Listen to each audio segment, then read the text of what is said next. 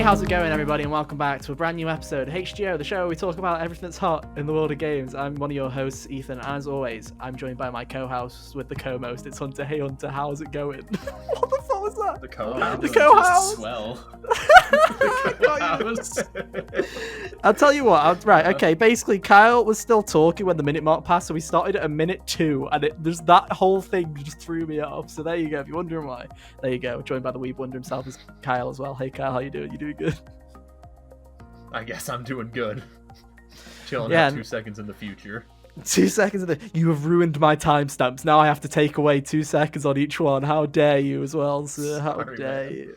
You have ruined it for me. You have ruined it for everyone. And now the timestamps will be wrong. End, the timer wasn't past a minute yet, so... Well, that's always a good start. But yeah, okay, whatever. This oh my God, is hard. Kyle's a time traveler. I don't want to know. I don't want to know. This is HGO, where every week we come together to talk about everything that's hot in the world of games. You can find us on podcast services everywhere, including Apple Podcasts, Spotify, Google, Play Store, you name it, we're on it. So go on over, head to Linktree, that's linktr.ee/hotgamersonly, and you can find every podcast service we're available on. You can also go to anchor.fm/hotgamersonly. They also say where we are as well. So take your pick, whichever one you want to go on to. We'll be there for you. You can find the video version of this podcast, which will probably be really jank this week because we've been having a load of technical difficulties, on bit.ly/thegiggers, or just search on YouTube for the Giggers. We're there. We've uploaded enough videos now that you can just type in the Giggers and it's basically us. So well done. That's our real estate now. Yay. We've done it. Congratulations, everyone. Woo. We've done it. We'd really appreciate it if you subscribe. We are trying to get to 100 subscribers as quickly as we possibly can. You guys have been smashing the subscribe button recently quite a bit. We're closer to 75 than I thought we'd be this week. We're now only 13 subscribers away as of recording from me doing a Drunk Crash 4 stream. So all the subscriptions would really help. Go to bit.ly/thegiggers or search the Giggers on YouTube. Give us a subscribe. We'd really appreciate it. We also do other videos on the channel occasionally as well, including reviews and other things like that. So if you're interested in that, feel free to hit us with a subscribe. Coming up in the next few weeks, we're going to have a Halloween episode-ish next week that Hunter, good luck preparing that one. I'm really excited because if there's someone that ever hates Halloween, it's me, so that'll be fun. I'm looking forward to it. He hates Halloween in general, or just doesn't like horror stuff? Because I hate Halloween in general, to be honest. I'm not a huge Halloween person. Halloween's not big in the UK, so... Halloween's not big in the UK, so it's not really that big of a deal. So it's not really anything that I'm interested in. So there you go. And then we've got a PS4 retrospective coming up on the podcast in a couple of weeks too, so make sure you subscribed to make sure you know when that comes out. With that out of the way, I believe that's everything that I had to say for now anyway. Let's get into... we're just doing a regular episode of the show today. So Kyle, you have been playing... the Pokemon DLC.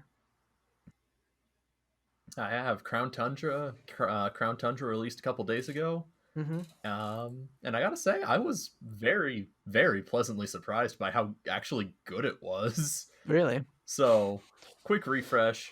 Pokemon Sword and Shield's DLC came out in 2 different waves. First off was the Isle of Armor back in like May or June, I want to say. Don't remember. It was a long time ago. But that came out, and then a couple days ago, Crown Tundra came out. Mm-hmm. And from Isle of Armor, I wasn't really impressed by it. I thought it was very, very poorly done. I thought it was very it felt a little rushed. Basically, Isle of Armor was just a series of fetch quests that didn't really amount to anything with a bunch of characters I didn't really care about. And also it forced me to work with I almost called him How was the Gen 7 rival. It forced you to work with Hop. It's understandable, they're basically the same fucking There's a really massive difference between the two of them. They're both two really different characters. So much so they even have the same animation. Yeah. Yeah. Hop. Yeah. Like a bunny. Hop. Yeah. You know. British names. You know. British. Hey up, mate. My name's Up, innit? So, innit, mate? Up, innit? Hey. How you going, mate? How you going? My name's Up. Anyways, From England, anyways, innit? Isle of Armor. It was kind of a letdown, but so my expectations for Crown Tundra were really low, and I already basically had no expectations when I went into Isle of Armor. But I gotta say, actually having played it really impressed me. It felt like the most care that had gone into a Pokemon game in a while, even if it was just like a little short story. Basically, Crown Tundra, I think it's kind of split up into like 3 different sections. One where you're hunting new legendaries that were introduced in Crown Tundra. One's the Dynamax Adventure, and one is the Championship Cup. Starting off with legendary hunts, I started off with mine with doing the Regis. Mm-hmm. So the 3 Regi Golems from Ruby, Sapphire, and Emerald, and then the new Regi they introduced, either Regi Ilecki or Regi Draco. Those are very dumb Regi names. Lecky and Regi Draco. Regi Ilecki is way too many syllables. True. Sounds like a food. I don't know. It really That's why does. I gave up when people. I just call him Regi Lecky. I just forget the Ilecki. I just call him Regi Lecky because I'm like, it sounds better. Fuck the Elec. Regi Lecky rolls off so much better. That's his name now. That's his name now. It gets the same point across. If you ever see me using it on stream, I will never pronounce it the right way. But anyways, the Regi hunting was it was fun. Basically, you had to do a puzzle to even get into the fight with the Regis first. So it wasn't just like go to the Regis and now you catch it. It's like there's an in-between step, which I really liked. It was a cool kind of throwback to how you had to get them in Ruby, Sapphire, Emerald, but nowhere near as convoluted. Also, the Regi battle music still slaps. It is still a phenomenal track.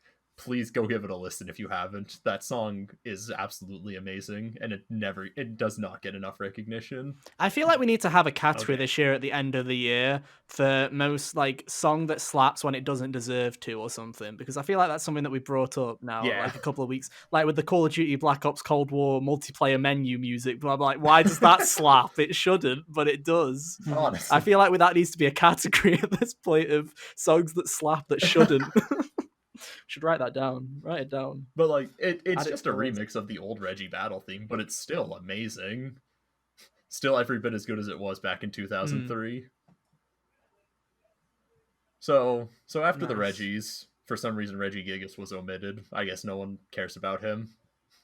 But I digress. Fuck him. After the Regis, you move on to catching the new Galarian birds, which are Articuno, Zapdos, and Moltres, now with new Galarian forms.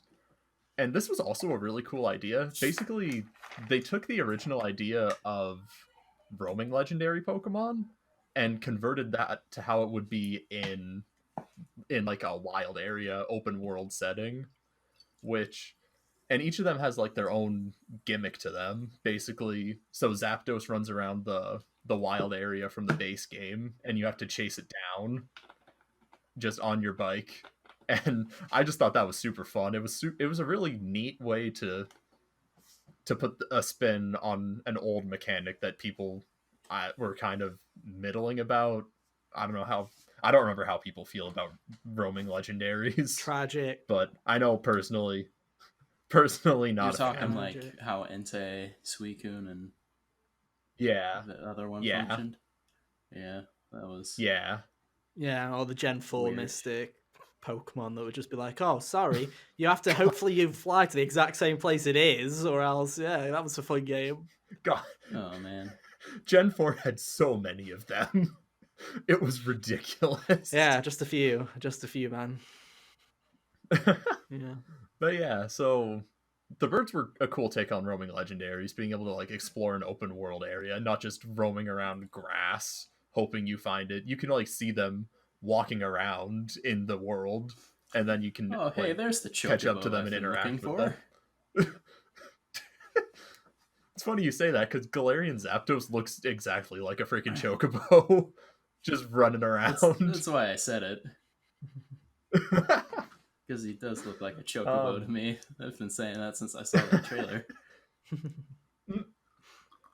So yeah, Galarian birds, good marks in my book. And then last of the legendary hunt was the new Pokemon they were advertising in Crown Tundra, Calyrex. It's that turkey baster looking thing. All right. Dude, it's all I see whenever I look at it. Its head is so like blah. Yeah. And its legs are so thin. Like, how does it support all that? It's a turkey baster as far as I'm concerned. But this Pokemon actually had a really cool mythology behind it, and I was really invested in it.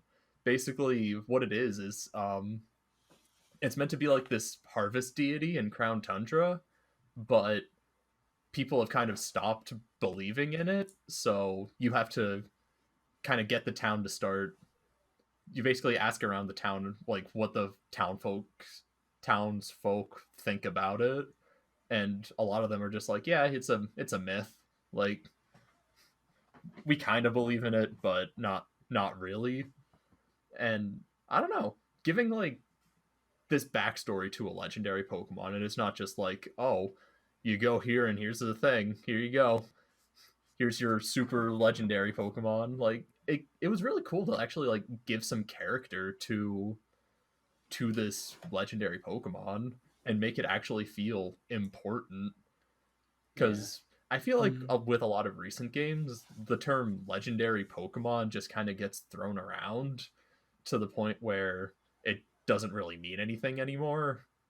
But as someone who just like observes the series, I see what you mean. Like, I feel like it just kind of gets slapped onto things, being like, ah, here it is. And I'm like, it doesn't really feel like it looking at it, though. Like, Lugia feels like a legendary to me. The right Mega Zubat from Pokemon Moon does not. Lunala. Yeah. I mean, that's not even the one I'd go to. I feel like those two do, but I was just Tapu. All the Tapus. I think the Tapus are shit. I've said it before and I'll say it again. Tapus are shit. They're not legendaries. They would have been just regular Pokemon in any other generation, but they were just like, oh, fuck it. Guess they're legendaries now, and they're garbage. Get them out. Yeah, and especially with Gen 7, they just super forced legendary Pokemon onto you between the Tapus, the Ultra Beasts, the two mascot Pokemon, Cosmog. Like, they definitely oversaturated Gen 7 with legendaries. But just a tad. Yeah, it's really cool that Calyrex gets some good mythology behind it and make it feel like the title of it being a legendary Pokemon has some weight behind it. It's not just like an all-powerful Pokemon that's like super unattainable. I really like that they just gave it some weight to the story of Crown Tundra, and it makes it makes the little region of Crown Tundra feel a lot more alive, honestly. Just having that little extra detail. So, like, what is actually included? So when you look at it from a head-on value, what is actually included in the Crown Tundra, other than just legendaries? So, how would you describe it? That's actually kind of a rough thing, because a lot of the content is just like catching legendaries, be that with what I just talked about, and also in the Dynamax adventures, where you have basically all the old Pokemon, all the old legendary Pokemon, just thrown in there for you to catch. So it is ultimately just a lot of catching legendaries, but something about the world just made it feel a lot more fun to play than anything in Isle of Armor did. It gives you a lot more freedom in what you can do. Whereas Isle of Armor just felt like a series of fetch quests. You're just ticking off your to-do list, basically. So there's a special kind of Dynamax raid, isn't there, in the Crown Tundra? Do you want to talk about the raids real quick? Yeah, that's the Dynamax adventure. And basically how this works is it's different from how Dynamax battles work in the base game, where you would fight something 4 against 1, and it would have, you could only get it to like a certain HP gate before it gets a shield, and then you have to break the shield to do more damage to it. I was never a fan of the Dynamax raids personally, because it always just felt so tedious, and I never had anyone to play, so I was just at the mercy of shitty AI. But the Dynamax adventure, it gets rid of the shield mechanic, so you can just fight it straight on. You do use rental Pokemon, but they're pretty good. They're not just like bad, so it's a good substitute for you using your own Pokemon, basically. From what I've gathered, AI is a lot smarter than it was in the base game. They'll usually make the smart play every turn. I've had some instances where they don't, but that's to be expected. What else? Legendaries. If you unlock the path to the legendary, you can catch it, but if you fail to catch it, you can go back to that path anytime. It's open anytime you want. It is only 1 legendary per game, though, so there is that, which is kind of a downside, especially for like the competitive scene where you'd want like more than one copy of a Pokemon to fit your team. So it's a bit unfortunate you can't catch multiple, but I kind of understand it. I have heard it's good for shiny hunting, though. For shiny hunters. Yeah, it is. I don't know the exact rates, but the rates are definitely I improved. do, because for some reason I know this one arbitrary thing. It's if you don't have the shiny charm, it's 1 in 300. If you do have the shiny charm, it's 1 in 100. Oh my god! Yeah, what? And that's for each individual Pokemon you fight and capture during the den. Chance. Yeah. So yeah, you can. So that the reason for rejecting the legendary is you can essentially that's your new shiny form. Essentially, is you can catch it, see if it's a shiny, and if it isn't, you can just choose not to have it and going for it again and again and again and again. Which is a bit better than save scumming it, but you know, it's an interesting way to do it. It's a bit more of a process, because you have to go through the whole Dynamax adventure again to get to it, but yeah. So that's the Dynamax adventure. It's a lot better than I was expecting it to be, honestly. Like, when they first announced the concept, I'm like, oh, cool. We get to do this thing that's going to take, like, an hour to go through one, and then you get, like, a slim chance to even catch the legendary Pokemon at the end. But it feels like catch rates are improved, and the 3 battles prior to getting to the legendary, they all feel like they go pretty quickly. So... again, good marks in my book. Game Freak, you got 2 out of 3. How could they screw up the last one? Oh wait, they made it pointless. Oh no, they screwed up the last one. Oh, they so screwed up the last one. Oh, feels bad, man. So the last bit of content from Crown Tundra was this feature called the Championship Cup, which allows you to basically do multi-battles where you partner up with an AI character from the game.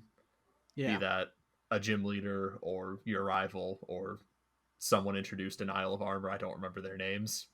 They weren't important. And you basically go through like a multi-battle tournament, which is a cool idea in theory. However, in practice, it's done very poorly, because I was looking into this after I'd already done it. None of the AI Pokemon have items, so it feels like it's kind of redundant. So they don't have anything to like help them in battle. No choice items, no life orbs, no nothing. The AI partners don't really synergize with each other, from what I've seen. It just feels like they kind of go about their own business. Like they don't work together, basically. They're just kind of each doing their own thing. And also how they do it in the actual DLC is that after you do your after you finish off the Dynamax adventure, the game pulls you right out of Crown Tundra and says, "Hey, go up to Winden and go take part in this championship cup." So that was kind of already off to a bad note for me because I was having fun in Crown Tundra. I enjoyed it up there. It was a really nice, pretty snow town, and I wanted to stay there. But then it's like, hey, go back to ugly ass Winden and take part in this thing you don't care about. Oh man, it was not good. But hey, 2 out of 3 ain't bad, as they say. So I guess the question is the whole expansion pass worth it?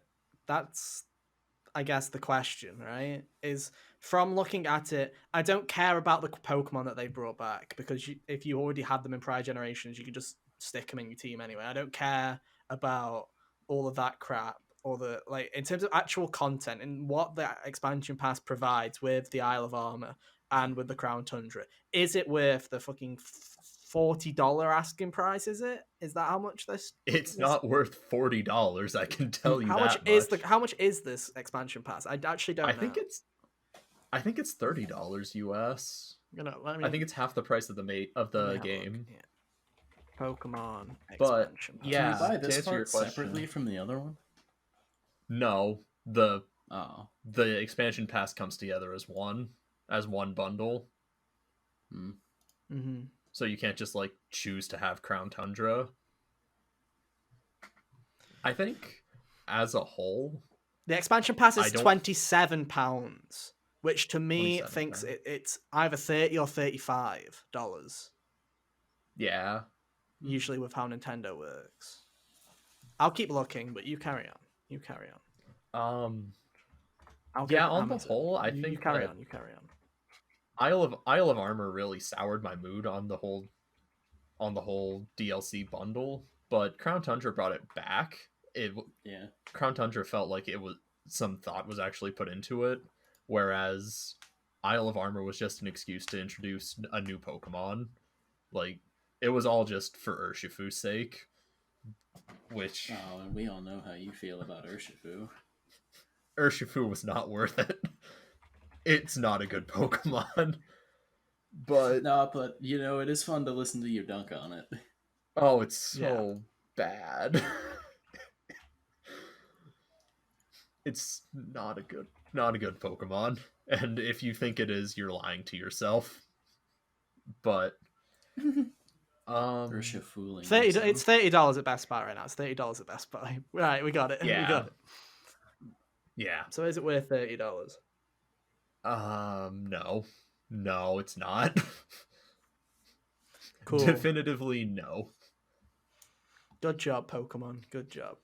Genuinely, I think that Isle of Armor should be like $5 and Crown Tundra maybe $10 if I had to put numbers to it, just for the content of what Isle of Armor gave, which was really not a lot compared to what Crown Tundra offered. Crown Tundra was so freaking fun, and I was genuinely surprised by the product we ended up getting. It was honestly the most fun I think I had playing Sword and Shield, at least main story wise. Very cool. Very cool. It is weird though. I feel like for the Pokemon expand, the thing with Nintendo with their DLC is they've actually been pretty good with their DLC for the most part. Yeah. Like Mario Kart 8 had a great DLC lineup. Zelda Breath of the Wild had a good DLC. Xenoblade 2 had a really good DLC. Xenoblade 2 was amazing. Splatoon 2 Octo expansion was fucking incredible. They've had a load of good Odyssey. Oh wait, no. But no, like everything. So it feels weird that Pokemon, they're just like, oh yeah, we'll just that's the one that we'll just not fucking work on. It just feels weird. It does kind of feel like they have just taken the Ultra, say they did Ultra Sword and Ultra Shield. That's just they put those additions into an expansion pass essentially. This is definitely the substitute for those second like versions, but hey, it just meant I didn't have to play through Sword and Shield again, and I could just get right to the new stuff right away, which was my biggest complaint with Ultra Sun and Ultra Moon. Yeah. Anyways, I didn't even finish them, so You're not missing anything. I think that's about everything I wanted to say on Crown Tundra. Cool. So there you go. We talked about the Pokemon DLC. See you next time, next year, for the Diamond and Pearl remakes. No, I'm not ready for that. It will happen. Is it gonna make you sad? Or are they gonna ruin it? No, they'll ruin it. Probably. They'll ruin it, but I'll laugh along the way. Even though Diamond and Pearl are my favorite Pokemon game. Well, Gen 4 is my favorite Pokemon generation, but I'll just laugh through it. It'll be fine. I'm looking forward to see how many features they get rid of from Diamond and Pearl to the remake. Be great. Yes. Hey, just you wait. All right, moving on. We've talked enough about Pokemon, but that's a long segment. You're welcome. Am I? Let's find out. Let's check the audience retention and find out. I played while Kat was playing that. Good, Ethan. Yeah, fucking hell. I have done some interesting things this week. I took one for the team, and not only did I play the demo for Immortals Fenyx Rising, aka Gods and Monsters, which we're just going to call Gods and Monsters from this point onward, because fuck that name. It's too... I always forget. I have to read my notes like, it's Immortals, I don't know, whatever it's called. But not only did I play Ubisoft's Breath of the Wild clone demo, it's only available on Stadia. So the other day, I got to use Stadia for the first time, ladies and gentlemen, to play Immortals Fenyx Rising demo. So I'm going to first talk about Stadia real quick, and then I'll get to the demo, right? And to put this into perspective, I was not expecting to have a bad experience with Stadia because my internet's not terrible. For those of you wanting to know, I usually get around 100 to 150 down and around 50 up. So I'm in the higher class of internet, right, that Stadia's going for. So look at you and your high tower. I hate to brag, guys, but I have the great internet. It's just a shame I have nothing to play with the internet. It's great. It's fine. But we've got Immortals Fenyx Rising.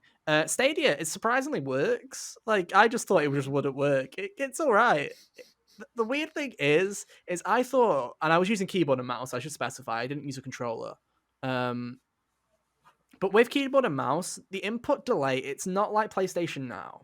Whereas with PlayStation Now, when I streamed a game on PlayStation Now, I could feel the fucking input delay, and I'm like, this is nasty. I can't play it. It's just in my head. I can't get used to it. With this, I don't know if it was because it was a game that I haven't played before, but I didn't notice much of an input latency, really. So I guess it kind of works. So fair play to Google. It kind of works if you have good internet. Sometimes the quality really does dip, though. I'll tell you that much. Sometimes you'll be looking at a cutscene and it looks really pretty, and then all of a sudden the pixels come in, and then they just start creeping, and it looks like, you know, when you're playing a high-resolution video on YouTube or whatever, and then your internet just dies, and you get like the weird, like, pixelated, blurry shit because you're on auto. It does that, essentially. Yeah. And it all goes to hell. So it's weird. Stadia, I still don't understand Stadia. I don't understand what they're going for, because if it was like a Game Pass its creative director's weird takes. Oh yeah, it's stupid fucking take of PR. Yeah, influencers and creators should be paying us to play the game. Like, yeah, okay. If you stream it. No, I can't wait to see how well that goes for you, Stadia. Especially when you have streaming built into your service. You dumb idiots. Okay. To be fair, the rest of Stadia kind of distanced themselves from that dude's message there, so they're not all silly. It's just the one guy. But yeah, I don't understand it. But no, Stadia is an actual service. I don't understand. It kind of works, yeah. But why I'd pay full price to stream a game on Google's servers instead of just buying a physical copy on console, or buying just a digital copy on PC or console either, I don't understand it. If it was something like what Amazon's doing with Luna. Is it Luna? Luma? I don't know what that's called. I think it's Luma. Luma. There you go. Luma. Or what Xbox is doing with Game Pass streaming, Project X Cloud, right? You're paying like a subscription fee and you're just streaming the games that you want, like Netflix. That to me makes sense for that kind of model. It makes more sense than, oh yeah, let me pay £50 for Red Dead Redemption 2 so that I can stream it off Google's servers. Like, it just doesn't seem like a good value proposition. So I don't understand it. But anyway, I'm moving on. So I played Fenyx Rising, Gods and Monsters, and I'll give it this. After playing Genshin, and being like, oh yeah, that's cool. I kind of came off with Fenyx Immortals Rising, going, oh, this is pretty cool too. It's actually, it's quite good. I'll give Ubisoft that. It's actually quite interesting. Basically the whole story behind the demo, I don't know if it's the same in the full game, but essentially you're playing as Fenyx, who is this mortal girl who has basically been tasked with saving the gods because of some way or another. Basically, some enemy, I don't remember, some demon from mythology has kind of taken the gods away, and it's her job to kind of restore the gods back into their power. And the whole demo is basically basically the whole plot for the demo is Zeus, who is completely crazy and so up his own arse, is making up a fake story about Fenyx, which is the demo.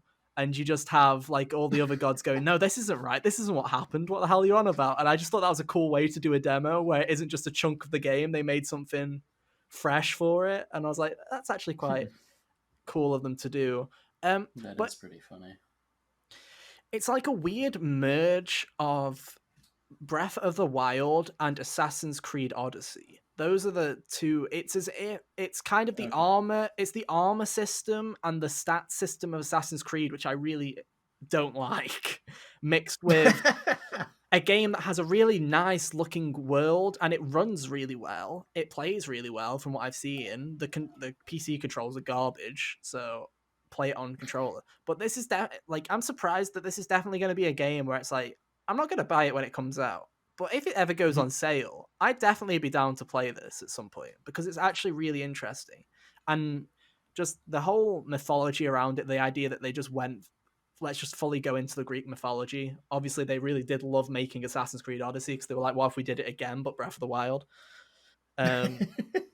So it's really interesting. The art style's really nice. The combat is surprisingly really good. Again, it's a weird hybrid between Breath of the Wild and Genshin, where you don't have weapon degradation, but the combat's a lot closer to Breath of the Wild than Genshin.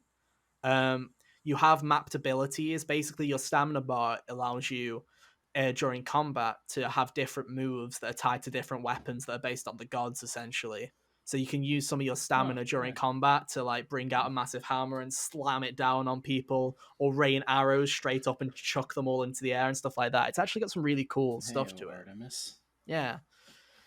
It's really interesting. And that was my thing I was like, I'm playing this on Stadia and I'm having a good time. It's weird. Like, it's honestly a game where, don't get me wrong, I think everyone's going to overlook this game and I think no one's going to play it. But I feel like it's going to be one of those games that I actually feel like this game has a strange amount of attention going into it. Like, I've heard people talk about it, and I'm sitting here going, I don't know why you care, honestly. Same, but I don't know if that's just because the people who make Assassin's Creed are going to try and make something like Breath of the Wild. You know what that sounds like? They're going to make Assassin's Creed again. True, but it isn't. It is definitely closer to Breath of the Wild than it is Assassin's Creed. The only thing... So the world actually doesn't feel like a checklist? No. From what I've played, it doesn't. However, the demo was an extremely limited thing where I don't know if that changes when you get into the actual open world. It was like a separate island that you could explore yourself. And it very much did have quests in the vein of a more Western RPG, where it's go to X place to grab X thing, right? Or go over there. There's still those kind of quests where there's still a waypoint that you can go and do. But it does feel more open. It does feel like closer to Zelda than it does Assassin's Creed. The only thing that screamed Assassin's Creed to me was the armor system and the fact that each armor thing has a number and you have an XP gauge and stuff like that. Yeah, that was that's the more Assassin's Creed style kind of thing coming through. But I've got to say, it was a game that I didn't care about, but I'll probably check it out eventually. I think there's something interesting there. I don't think people are just saying, "Oh, you should really be paying close," because a load of people have been saying pay a close attention to it, and everyone's just like, it's just a fucking Ubisoft game. Get it out. But no, I actually think this might actually be something. If it's not filled to the fucking brink with microtransactions and shitty Ubisoft bollocks that they usually like to pull. If it's not full of that, we might actually have something that's interesting here. So Sign much up so for our Uplay account to get bonus costumes. it did want me to. It did. It was like, thank you for playing the demo. Did you know that if you sign into your Uplay account, you'll have an exclusive demo outfit when you play the game, the main game? I'm like, no, not happening. But no, it's actually super interesting, and now I find it ironic that congratulations, gods and monsters. I care more about you than even that Assassin's Creed. Now, like literally, Ubisoft's releasing 3 games this year, and the one that probably will do the best is the one I care about the least. It's great. Love to see it. That's how it goes. Gods and Monsters is supposed to be coming out this year. Yeah, December. So why are they releasing 3 games in the last 2 months of the year? It's 3 games within a month, and one's October 30th, one's November 10th, and the other one's December 9th. It's within like a month, essentially. It's within like 5 weeks, 6 weeks. And then Far Cry's in February. This is obviously Ubisoft was like, shit, we delayed all our games too much. Now we've just got to release a shit ton of them and just let them die. It's like when EA released Battlefield and Titanfall 2 in the same month. Yeah, like the same. Like Titanfall was bookended by Call of Duty and Battlefield. Yeah, no one, and it was a shame because that was the best game out of those 3. It was kind of a shame. So salute to Titanfall 2. And again, I feel like 07's in the chat. I feel like it'd be interesting. I feel like Watch Dogs is the one that's going to take the bullet here, which is going to be a shame because I can guarantee Watch Dogs will definitely be the most interesting out of the 3. But we'll see what happens. But no, Fenyx Immortals Rising is looking to actually be something that isn't garbage. So I can't wait to see the reviews and see how everyone likes it. And maybe one day we'll cover it on the show. Hunter, what have you been playing? I have been playing this neat little indie game called Ikenfell. Essentially, it's got, let's see here. The basic setup is this girl's sister is a witch, and she's going to like magic school, basically. Hogwarts, wow. Yeah, except I actually kind of care about this. So. Except it wasn't created by a transphobe. Oops, I said it. My bad. My B. No, this game is actually very inclusive as far as like representation and stuff goes. That's good to hear. But yeah. So her sister went missing, so she went the main character's name is Marriott or something. I don't know how to say it, but I'm just going to call her Mary for now.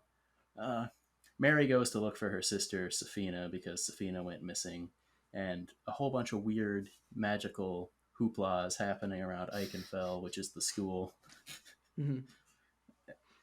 So it's making finding Safina rather complicated. So she keeps linking up with some of her sister's classmates and friends, and along the way, it turns out that Mary also got unlocked some kind of magical power. It's fire magic, which is neat, and also strangely enough, in a world where magic is known and taught to people, fire magic seems to be rather unheard of. And I'm like, feels like it would be one of the first ones people would do. You can create fire with your hands? What? Basically, yeah. What is this? We're just all caveman, dude. They've just never seen fire before, dude. They're like, fui. So, yeah, as far as the characters and stuff go, they're all rather charming, the few that I've met. Like, the main character is endearing enough. Having a motivation such as searching for your lost sibling is easy enough to get behind. They're not overly like nice and oh golly gee, but they're also not overly, annoyingly jerkish either. Yeah. So that's nice. The ancillary characters so far, like the other party member, is okay. They have like confidence issues or whatever, but they seem like that'll So what kind of game is Ikenfell for the people that haven't played it's it like or heard of it? It's like an RPG. Yeah. Essentially, it's got like the do your attack and has like the timing mechanics and a la like the Paper Mario stuff, except there's also this neat little, before you do your attack, you also move them around on like a grid for positioning. Oh, okay. So that's a nice little spin to it, because there's no like MP points in this. So it's more about where you're positioned and what attack you can do. and what that attack will function as, because you've got one that will do like full damage if you're attacking one thing, but you can attack multiple people with a different attack, but it won't do as much damage. So, and like their area of effects are all different and such. So the positioning, it's not like overly difficult, but it's interesting enough to make me not just check out. I was trying to look at screenshots, because when you say positioning, the first game that I think of is the second South Park game, where it was kind of obviously the Stick of Truth, the original, was very much a standard turn-based RPG in the vein of Pokemon and Persona, right? I didn't really see anything about the second one, so whereas I played both of them. Where is it? I own it somewhere. Oh boy, show and tell. Show and tell time. Tell. Here we go. Yeah, there you go. Fuck you, audio listeners. There you go. South Park, the Fractured Butthole. Yep. I have it. And this is coming from someone that doesn't even really watch. I don't watch South Park, so I own it. Just because I heard the first one was a really good RPG in general, so I was like, oh, I'll check it out. And then the first one was a very good RPG that I would recommend if you kind of like RPGs, because it is quite a good one, and a short one as well. So if you want to get a good turn-based RPG that's like 10 hours long, Stick of Truth is the way to go. But no, the second one, the event, like the Marvel one, essentially, kind of had your turn-based kind of combat in a way, but you were able to move your characters in like a grid formation. It was really weird, where you could kind of move in a grid and have ranged and close. Yeah, it's like grid-based in this game as far as that. Yeah, so it sounds kind of a bit similar to that different. In a way. But it's interesting enough to where it doesn't feel like I just finished Bug Fables, which was straight up influenced by Paper Mario and stuff, and this feels different enough to where I'm like, I'm glad I just played this, because I've got the whole like time your button presses in the battle down pretty much. Like I'm already really good at that now, but it's different enough to where I don't feel like I'm playing a game that's exactly the same again. So that's nice. Also, as far as like accessibility and stuff, you could turn that all the way off, or you could make it more lenient if you wanted. The game's real nice about that. Yeah, so I'm just looking at gameplay for the people wondering why I'm staring into the abyss on the video version. I am looking at gameplay. It is very much like South Park Fractured Butthole. It very much is like that kind of combat, which I kind of liked. I think they were kind of a bit dirty with some of the gameplay that they did in Fractured Butthole, where it was extremely easy for 90% of the game, and they just cranked the difficulty up so that you need to like perfect precision in your moving in the end. So. Yeah. But other than that, I thought it was interesting. It's an interesting way to do it. Yeah, this game doesn't seem to be very hard, and I don't think it really wants to be, because you could straight up just turn on a victory button if you wanted. Now that's my kind of game. So like, honestly, I wish all RPGs had that, so if I got to a point where I needed to grind, I could just be like, haha. I already know that I can do this. Especially old RPGs. Stop. Yeah. Especially old RPGs, man, where you're just like, I really don't want to do that. Like, it's like when you get to the end and you're like, I'm under-leveled, and the last thing I want to do is spend 2 hours just fighting the same enemy I've just been fighting for the past 2 hours. Can I just skip it? That'd be a great way to do it. Great way to do it. Dude, if there was just a win button in Final Fantasy 1 back when I played it, that would have been amazing. See. And I've seen some people come at the game with the argument of, oh, well, what's stopping you from doing that on like actual bosses and stuff? And I'm like, well, nothing. Just don't do it. We were having this conversation yesterday about your own pride, accessibility and stuff, where it's like you should not have. It should be down to your own judgment on whether you use something. You can't say the game's bad because they had a button that let me do everything and I had a weak fucking mindset, so I just decided to win everything and go through it. You can't blame the game for that. That's your fault. Yeah, like I'm not going to use any of that. I'm already fine at the game as it is. Unless there's like a super boss or something in this game. Yeah, also, Cal, your webcam's frozen again. We love to see it, boys. Technical difficulties are on our end, not yours. Ignore Hunter and Kyle switching places in the thing. There we go. Welcome back. I don't know how long you've been gone, but welcome back, bud. Welcome back. I don't either, because I was still moving on my screen. I should have been doing a better job at moderation, to be honest. But there you go. Typical. We're 32 episodes in. You guys should be used to this. So yeah, the music and stuff. The reason I know why this game's existence is because Adriana Figueroa, a streaming singing lady that does video game music, It's one way to was part of this, and I heard about it that way. She started streaming it on her streams, and I was like, "Huh, seems interesting." Yeah. So that's why I checked it out, and the soundtrack is a vibe and a half. I like it quite a bit. I'm telling you, man. Soundtrack of this year gonna be a good one, dude. Soundtrack of this year, dude. We need 2 music categories. Is one, low-key banger that shouldn't have been a banger, dude. That needs to be one. And then the second one, we do definitely need a soundtrack of the year at this rate, because fucking hell, the amount of great video Final game Fantasy, soundtracks. Hades, so good. Yeah, man. Fucking the royal songs. Too many songs. Oh, yeah. Too many songs. Man. It's funny that it's like, oh yeah, Persona released a mini album this year, and it's still like, oh god. It's still so good. Too good. But no, that'll be a fun one. But no. So would you recommend it, Hunter?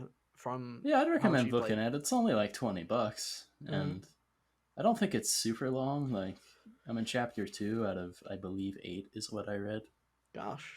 Wow. So what's it available on? Switch, PlayStation 4, Steam, etc. Nice. Everywhere.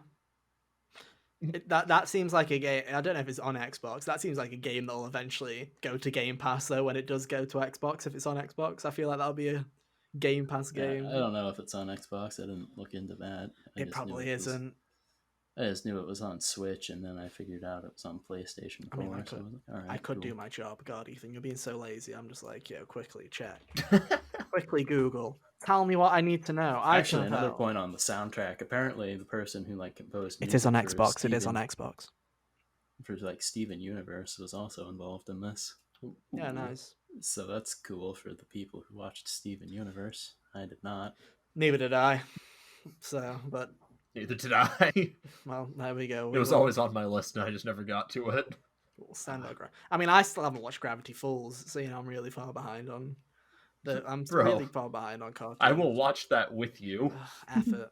It's effort.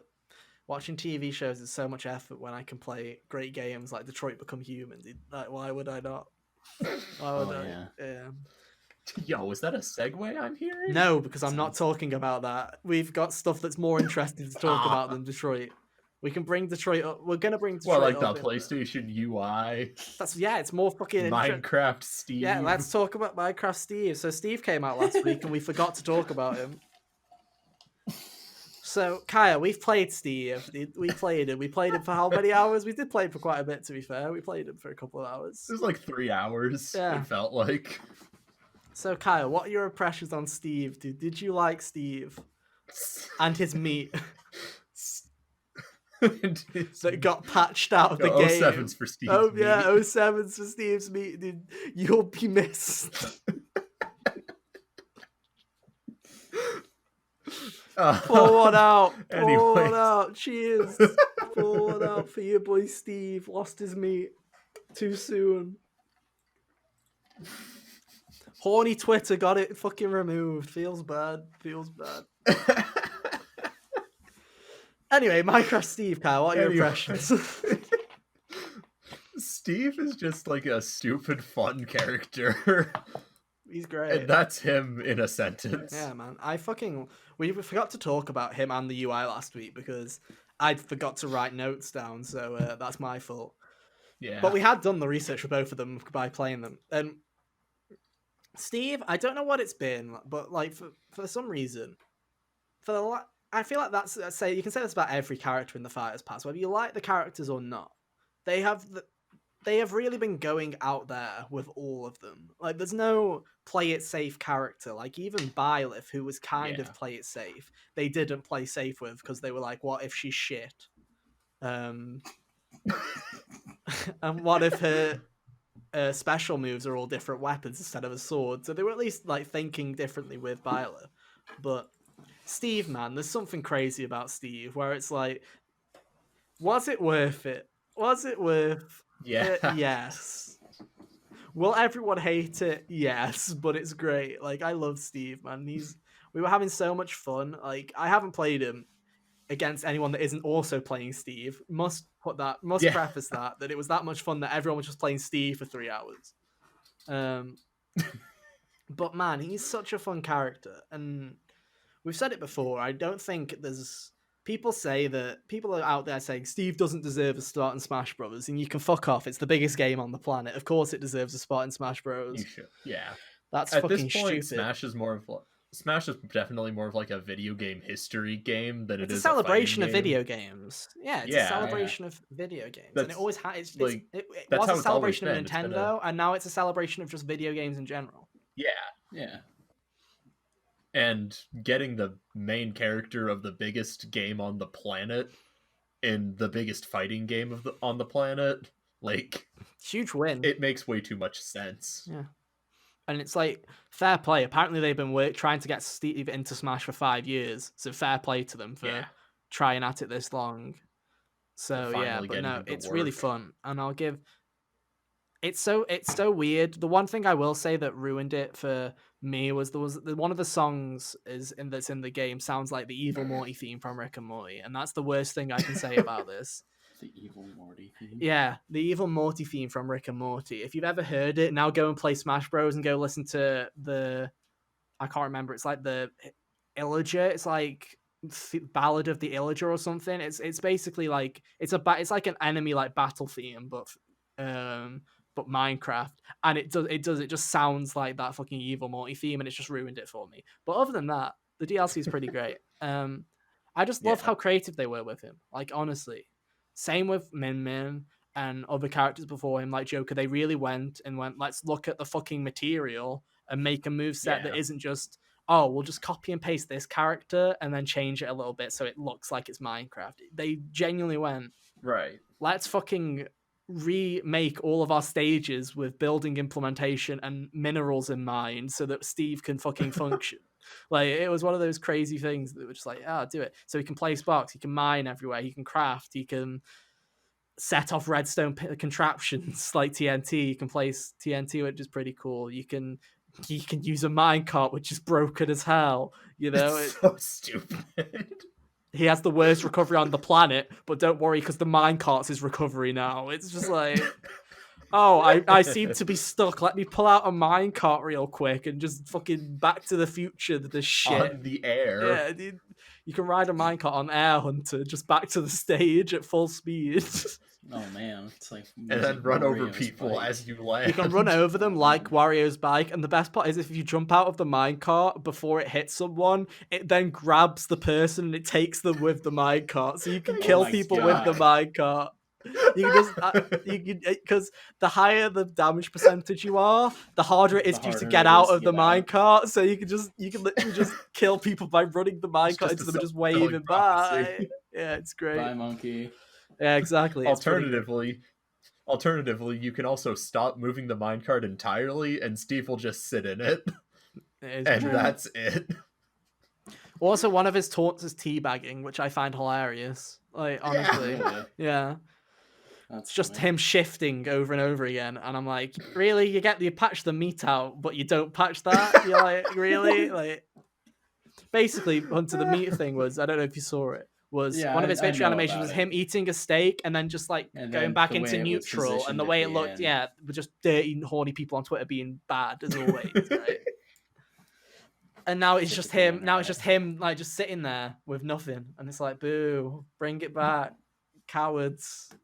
But no, you can still teabag to your heart's content, which I find funny, because you can teabag in the taunt, and you can also just teabag in general. It's great. Like, it's honestly toxic character, and I love it. The Enderman skin, peak content. Actually, God, the Enderman skin is so funny. Actually, really good skins on the Minecraft character. Also, the two Mii Brawler costumes we got, Creeper and Pig, are amazing. My favorite. They look so jank, but they're so funny. Kyle, the thing you showed of the Creeper with Sansa's head. Yeah, you can make some really crazy kind of combinations now. The pig is also terrifying as well. It's all it's so terrifying. Absolutely terrifying. But no, Smash Bros just keeps killing it. I said it to you guys the other day. I feel like it's a massive mistake if they end with Fighters Pass 2. I feel like it will actually be a mistake, because there's no reason for this game to not carry on. at this stage. It's the biggest fighting game in the world. It's the best selling video game in terms of a fighter in the world ever. Why the fuck are you stopping now? For all like, time. Yeah. You've still got They've at least really another 2 been years killing of the it with character Switch. DLC. You've still got at least another 2 years of the Switch. Easy. Yeah. That's at least another Fighters Pass. Keep going, dude. Keep going. Even if it's just, oh yeah, we're making another game in the background, keep the fucking Fighters Passes going. I don't understand why you would stop at this point. It is... And the way that they're doing it, they're nailing it. I feel like the Smash 4 DLC was very hit and miss because it was characters coming back that some people would care for and some people wouldn't. And then you'd have some cool additions like Cloud, but some of them would just be like Ryu really cool. And Bayonetta, but most of them you're just like, oh, we've had this person. Oh, this person's back. Like, oh, Roy's back. And then the fucking 3 Fire Emblem fans fucking start crying because they've got another character again. And it's like, okay, cool. But and then they got Corrin. Yeah. Whereas with this, I still think they're nailing it. Every fucking fighter that they've announced. Yo, are you okay, Hunter? You having fun, dude? Look at that. There's some noise came from downstairs. Sounds like someone's having an argument. Oh, yeah, dude. They're talking about the Fighters Pass and how great it is. That's what they're doing. Trust me, bro. Dude, trust me. Someone just got hit by Steve's minecart. That'd be real impressive since my Switch is over here and I'm the only one in the house that has one. But no, whether you don't have Steve yet. I don't. But no, whether it's Joker from Persona 5, which I still think is the greatest Smash reveal we've ever had. I still love watching people's reactions to that. It's so good. So good. Like, I still think Cloud is the best, but Joker's definitely up there. To me, its best trailer is Joker's because of just the fact that it was at the Game Awards and everyone was just like, what is this? Oh, it's Persona 5? Is Persona 5 coming to Switch? No one ever... I don't think I ever saw someone just go, oh, it's Smash. Yeah, my favorite Smash trailers are the ones that look like they're for something else, and then it turns out to be... Yeah. And that's why I like the ones for characters that just, like, they're so out of left field, you don't think they'd ever happen. Like Cloud, especially. Yeah, nobody ever would have expected him to actually make it into Smash back during Smash 4's time. And honestly, I think he was like the he broke the floodgates open for everything that's happened now.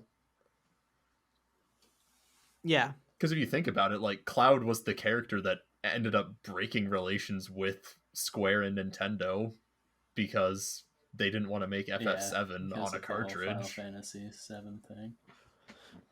Yeah, I can see that. It's one of those things though. It's Cloud was like a huge deal, but it's also like I feel like the barrier had already been lifted in a weird way. Like, yeah, that was the barrier was already pretty thin when you had Snake in the first place. Yeah, I don't know. It's one of those weird things where it's like that's why it's like I didn't think it wasn't. Oh, I didn't think Joker would be in Smash because it was impossible. It was just I didn't see that happening. I just weren't expecting it. Yeah, it was just unexpected picks. Whereas Cloud, it was more of a I don't see that happening because I don't know if Square wants that. Not I can't see Cloud being in Smash. Whereas now it's like obvious. And it's like it's weird where it's like Steve's Fighters Pass 7. What the fuck is next? Like that's the crazy thing is we just keep going down this train where it's like what's next? Because it's like if Steve was the final fighter, I would have been like, oh yeah, that makes sense. That makes sense as a final fighter. Steve, yeah, makes sense. Now what's going to be fucking at the end? I don't know. It's just it's great, and I can't wait to see. I hope it's another Fire Emblem character. Well, wouldn't that be something? And then Sakurai apologizes by going, okay, we're doing a third Fighters Pass. I promise the third one won't end with a Fire Emblem character, I swear. Dude, trust me. Give me Frederick on his horse. That's all I care about. Dude, trust me. It won't happen again. Fighters Pass 3 ends with a Fire Emblem character, and it's like, I'm out. Cash in my check. See you next time. But no. I just can't wait to see what happens next with Smash. I don't play it a lot, but when the new fighters come out, I do have a good time. And seeing that roster they've really been killing it with all the fighters they've added. Yeah. Like you can look at them and just be like, yeah, that's a really good representation of this character and the game as a whole that they're from. Like look at Hero. He has his 3 main specials and then he has a whole sub menu with more fucking moves in it. Yeah. That's absolutely insane. Or Terry with his not only realistic, Terry with his go mode, his really well made moveset, but then also just like all the touches, like adding all those songs to it, or them going out of the way with two side specials that blew my mind. No. Yeah, or with Joker, them going, oh, let's represent P3 and 4 as well as 5. Let's make sure we actually get some stuff in there from those games. Let's represent the franchise. Or with Banjo, where it's like, oh yeah, let's actually fucking put let's do this properly and go to Grant Kirkhope and get him to do the main remix for the songs, and let's get Rare's opinion on it and go with it. It's just, I feel like the way that they've been doing it so far, it's been pretty good. Also, the fact that we've only had 2 Nintendo reps so far, and one of them was Cool and Min Min, and one of them was Byleth. It's interesting to see what will be next. Still missing Rex and Pirate. Well, just Pirate. Rex is gone. Rex is dead. But come on, Sakurai, don't let us down. Don't let us down. Just one more Xenoblade. If you want to hear us talk more about Smash Bros., we have an episode about that. We do have an episode on that. We talked with Yoshiller about our predictions. Did we guess Steve? Yeah. I don't remember. Genuinely don't. Someone can go fact. I know for a fact that I didn't do timestamps because there was so many predictions. I was like, I'm not sitting here doing like 25 timestamps. There's no chance. Quickly, Hunter, to wrap us up. We'll talk about the PS5 UI because I feel like it's now or never. I feel like we got to mention it now or we can't mention it ever. PS5 UI was revealed a couple of weeks ago, like a week and a half ago, if that. Yeah. Initial impressions, Hunter. What do you think of the PS5 UI? Looks like the same, but a little better, basically. Yeah. My one takeaway that was like, while I was watching it, I was like, oh man, my cool transistor theme is going to be gone. That was my thing, was after learning like 13 Persona 5 Royal themes this year from playing the game, and now I'm like, oh, and now I get to use none of them. Great. You love to see. I'm no longer going to have the cool ambient humming. No. I'm just going to have whatever PlayStation 5 noises. But now, the couple of things that I can say about it is that I noted was, one, trophy progression. Thank fuck for that. Thank you, PlayStation. It's only taken 7 years to add that. But now, when a game says, oh, kill 1,000 of this or whatever in a game, it'll actually give you a percentage of how close you are now. You're not just guessing, going, oh, I'm somewhere between 1 and 1,000. I guess I'll just sit here for 2 hours not knowing when I'm done. Now you'll actually be able to say, oh, you're 76% of the way through. Cool. Thank you, PlayStation. Took you forever. You can now skip right to parts that have the activities, which are weird. Yeah. That are kind of like... It's real weird, but I guess helpful if you're going for them. Same with the game help. It's one of those things where it's like, those are cool ideas, having integrated game help so that you can just go straight to a game guide that the developers made. The only problem with both activities and these gamer help things are, I don't know how much developers are going to fucking use these things, because I can see it being a thing where PlayStation Studios games are going to have them, where it's like Sony's like, you need activities and you need cards, essentially. We need you to do this stuff to make it look like, to make use of the PS5, right? I assume Miles Morales has it. I assume we know Little Big Planet has them. We know Destruction All Stars has them. I assume Demon's Souls has them as well, right? I assume they're already built in. But the yearly Call of Duty, the yearly Assassin's Creed, are they gonna have game help? Are they gonna have cards that are like, jump into this campaign level, bud? Come on in. I don't think so. Got one. Don't play. Yeah, don't play. Yeah, whatever you want to say. But it's like, I don't see that happening. But it's just one of those weird things where it's like, I see it being a big help if people actually do it. But it's like one of those things where is it just going to be like the touchpad where we hardly use it now and it's just there? Is that then like 4 years later, you're going to have the one that just decides to use it again? Yeah, like Detroit or something. Yeah, Detroit, where you're just like, oh yeah, touchpad time. And I'm like, no, I'm good. Thank you, though. It's just one of those weird things. The other thing that I will say, the thing I love about the PS4 UI, which is the thing I hated about the PS3 UI, and I hate about all Xbox UIs, is PS4's UI is super simple. And it's super easy to go, this is where my games are. I know where to go to fucking play my games. folders, settings. I know where all my trophies and everything. It's super easy to get across, and that's what this looks like. It looks super clean. Yeah. Compare it to the Xbox Series X's dashboard. I hate the Xbox dashboard. I've hated it since. I don't think Xbox has ever had a good UI. No, I think could be wrong because I've only kind of looked at them in passing. But every time my friend turns on his Xbox, it looks like a bunch of logos just threw up on the screen, and I don't know what to do. The late 360 dashboard I didn't hate, but it was still. I hate how the Xbox has ads on its dashboard.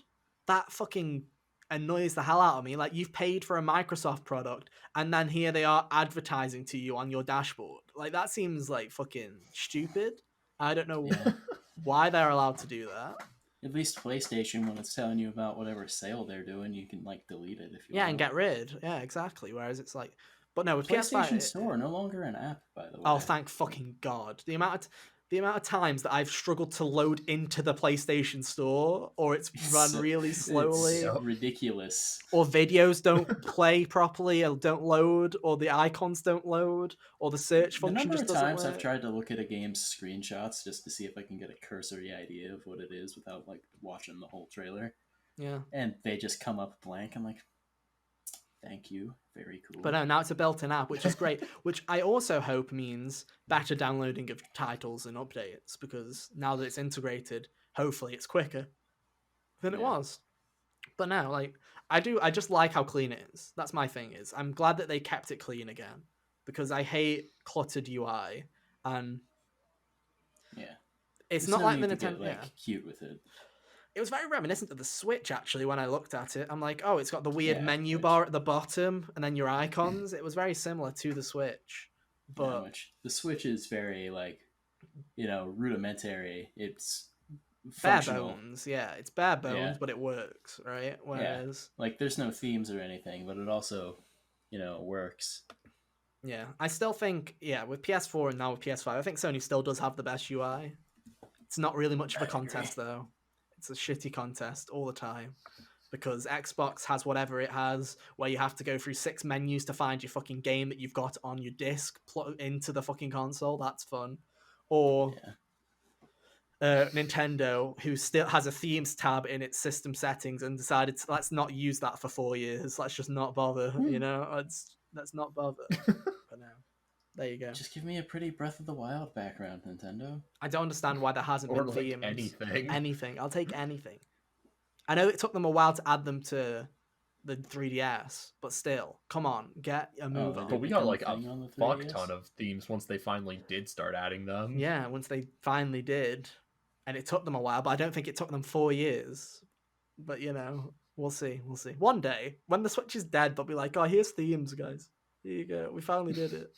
And then on the Switch too, it'll take until it dies then too. Yeah, and they won't convert over, and they won't have themes again. Basic black and basic white, boys. Let's keep with it. But no. And I think that's everything that I have to talk about, because I'm not going to talk about Detroit, because I don't want to. Good for you, man. Understandable. I haven't finished it anyway. I still haven't finished it, and I feel like that's pointless. Me and Hunter are going to have a nice, long episode of HGO when we talk about the PS4 in retrospect anyway, so it's going to be a long one anyway, so I can bore Hunter with the Detroit talk then. But no, I think that's been our show. Bore me as if I also didn't play it. Yeah, exactly. But I've played it more recently, so you'll have forgotten everything, and I'll be like, here's what's crap about it. So it'll be great. But no, that's it. So I guess that's it. So Hunter, where can people find you? That was an interesting voice. I know, right? YouTube.com/ReaperHunter23. I don't know what I was doing. Kyle, where can people find you? You're just getting a regular one. I'm done. You can find me on Twitter at KDavisSRL or on Twitch at twitch.tv/KDavisSRL. And you can find me at Chaotic Ether on both Twitter and Twitch. Thank you ever so much for listening / watching. Remember, you can leave us a like if you liked the video. We'd really appreciate it. Or leave us a positive podcast rating on your favorite platform. We really do appreciate it. Remember, every Monday at 5 p.m. UK time, 12 p.m. Eastern, you can find us on youtube.com and on podcast services everywhere. So be sure to check us out and subscribe so you get every episode when it becomes available. We could really use your help with getting as many subscribers as possible. on the YouTube channel. We can actually have an actual YouTube URL if we get to 100, so we really would appreciate it. Go to bit.ly/thegiggers and hit us with a sub. We'd really appreciate it. 75 subs, I'll do a Drunk Crash 4 stream. 100 subs, Kyle will do 120 stars in Mario 64. So there's plenty of rewards if you do subscribe, so we really would appreciate it. And thank you everyone so much for your support in these past couple of weeks. It's kind of been crazy with the number of subscribers we've gone up. So if we could keep that momentum going into the busy holiday season, we'd really appreciate it. But no, with that out of the way, I think that's everything that I have to say. So thank you ever so much for listening. We'll be back next week for more. But until then, bye. See ya. Toodaloo.